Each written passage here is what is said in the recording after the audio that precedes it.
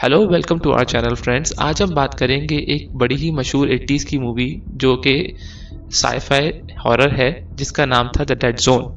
इस मूवी की IMDb पर रेटिंग 7.2 है और ये बड़ी अंडररेटेड मूवी रही है। और इस मूवी को डायरेक्ट किया है डेविड क्रॉननबर्ग ने और इस मूवी में लीड रोल प्ले कर रहे हैं क्रिस्टोफर वॉकेन। और ये मूवी एक नॉवेल बेस्ड है जो नॉवेल एक बहुत ही मशहूर हॉरर राइटर स्टीफन किंग ने लिखा है। तो कहानी कुछ इस तरह शुरू होती है कि स्कूल टीचर जॉनी स्मिथ को सरदर्द शुरू हो जाता है जब वो रोलर कोस्टर राइड पर से उतरते हैं कैसल रॉक मेन में। और फिर वो अपनी गर्लफ्रेंड सारा को बड़ी मोहब्बत से रात गुजारने के लिए मना कर देते हैं। और फिर जब वो तूफानी मौसम में अपने घर जा रहे होते हैं गाड़ी में, तो उनकी गाड़ी को एक हादसा पेश आता है जिसकी वजह से वो शदीद जख्मी हो जाते हैं और कोमा में चले जाते हैं। फिर 5 साल बाद जॉनी वापस होश में आते हैं और वो न्यूरोलॉजिस्ट डॉक्टर सैम की निगरानी में होते हैं और उसको मालूम होता है कि उसकी गर्लफ्रेंड सारा शादी कर चुकी है और उनके बच्चे भी हैं। फिर जॉनी को पता चलता है कि उनके पास एक साइकिक एबिलिटी आ गई है कि वो किसी भी इंसान को छू के उसके पास्ट, प्रेजेंट और फ्यूचर को देख सकते हैं। जब वो नर्स को हाथ से छूते हैं, बेटियां आग में फंसी हुई हैं। फिर जब वो डॉक्टर सैम को छूते हैं तो उनको पता चलता है कि उनकी मॉम वर्ल्ड वॉर 2 में मर गई थी, लेकिन हकीकत में वो जिंदा है। और फिर वो जब रिपोर्टर का हाथ छूते हैं तो उनको पता चलता है कि उसकी बहन ने खुदकुशी कर ली थी। फिजिकल थेरेपी के बाद जॉनी चलना तो शुरू कर देते हैं, लेकिन उनको बैसाखी या स्टिक की जरूरत पड़ जाती है चलने के लिए। फिर सारा दोबारा जॉनी से कांटेक्ट करती हैं, लेकिन फिर वो जॉनी की मोहब्बत और अपनी फैमिली की मोहब्बत में बट के रह जाती हैं और फिर दोनों को अलग ही होना पड़ जाता है।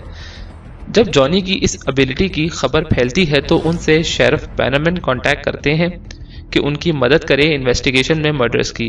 पहले तो जॉनी मना करते हैं, लेकिन बाद में मान जाते हैं। फिर क्राइम सीन पर अपनी एबिलिटी की वजह से जॉनी को मालूम हो जाता है कि किलर डेप्यूटी फ्रैंक डॉड है।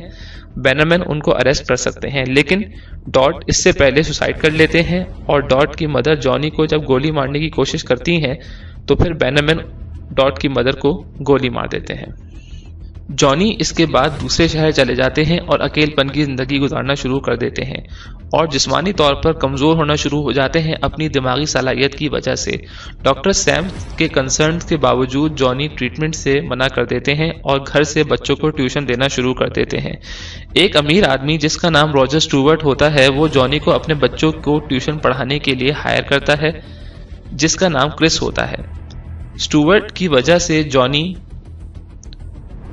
स्टिल्सन से मिलता है जो थर्ड पार्टी से सेनेट कैंडिडेट होता है और उसके लिए सारा और उसका शौहर काम करते होते हैं। स्टूवर्ट जॉनी को कहता है कि स्टिल्सन खतरनाक आदमी है। फिर जॉनी को एक और विजन आता है कि स्टूवर्ट का बेटा क्रिस और उसके 2 दोस्त पॉन्ड में डूब रहे हैं आइस हॉकी गेम के दौरान। जॉनी स्टूवर्ट को बहुत समझाता है कि अपने प्लान चेंज कर लें, पर स्टूवर्ट मना कर देते हैं और जॉनी को वहां से नौकरी से निकाल देते हैं। फिर भी क्रिस घर में रह जाता है और जिंदा रह जाता है और उसके बाकी 2 दोस्त डूब के मर जाते हैं, जिससे जॉनी को समझ आता है कि वो अपने विजन की वजह से फ्यूचर बदल सकता है।